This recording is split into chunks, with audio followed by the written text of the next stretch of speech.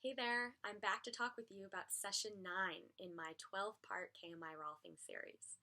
So this session is the beginning of the last segment within the series. We finished the deep core sessions last week, and this week we are embarking on the final segment, which is the integration sessions.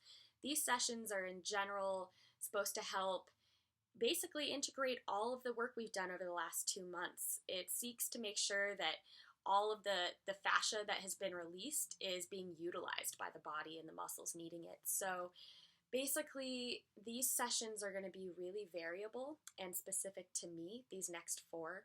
I'm going to try and make these videos a bit shorter because, like I said, they may not be as relevant to you and your particular body and your situation. So this session addresses all the imbalances in the various anatomy train lines of the body in the lower half of the body. We worked initially on the the sleeve fascia, which is basically like the external. It's what we basically spent the first few sessions going through is the external fascia of the body, making sure the shell is broken down. So this seeks to integrate that with the core fascia as well. So all the deep work we've done in this little middle segment we just finished. So this session, besides addressing both the core and the sleeve together within the anatomy trains of the lower half of the body, it also works on functional movement patterns in your body.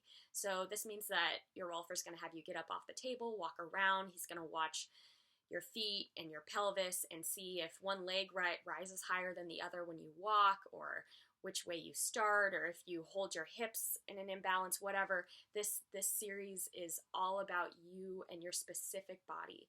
So the other things that this session addresses is making sure that the pelvis is moving properly and that the balance and the alignment of the joints in the legs is present. So I guess this session, basically what it was like is we addressed a few of the very specific things that I know I struggle with, such as maybe the internal rotation of my legs, things like that.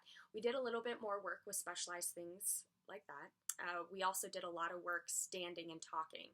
So maybe like 3 to 5 times throughout the session, he had me get up, walk around the table, just literally in circles, in laps, and then switch directions and walk around. He was analyzing my walking patterns. He was trying to see, when I step forward, do I raise my left hip or my right hip more? Things like that. And it's really interesting because as he asks you to start analyzing these things in yourself, you start paying attention to them way more than you ever had before. And that actually, your awareness of the issue actually starts to try and manipulate the movement.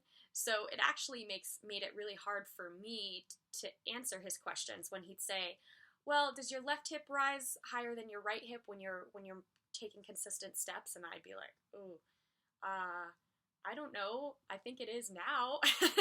Basically, my awareness of the issue, I would immediately start trying to adjust and change. And so my Rolfer kind of learned to observe before he'd bring up the question with me, because once he'd bring it up, things might start to change unconsciously in my walk, which may be helpful if they're changes for the better. But basically, it was a really interesting practice of awareness in my everyday movement patterns.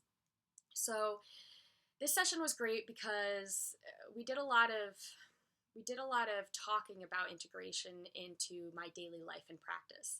So I'm really starting to feel this core line he keeps talking about these entire 2 months. I mean, I'm super aware of my core. I have a strong core, but I don't feel like in the past I've been able to feel that core line all the way from my feet to my head.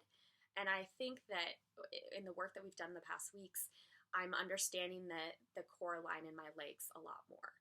I'm getting a lot more power from my legs, especially from those muscles that we're just not activating. I mean, they're still not activating, but I'm aware of that, and I think we're working at them. And now that we've, I guess, released them from all the too tight or too loose fascia wrapped around, I'm hoping that now that muscle can really thrive and start to activate and help me with my training instead of just relying on all the muscles around it to do its job for it.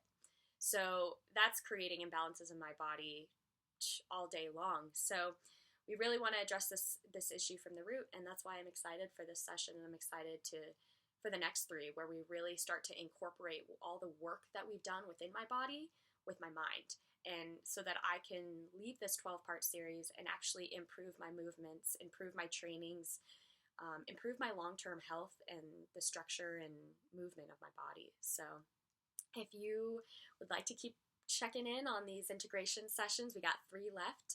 Feel free to follow my YouTube page, Lindsay K, or check in with my blog at lindsayk.com, and I will see you guys next week.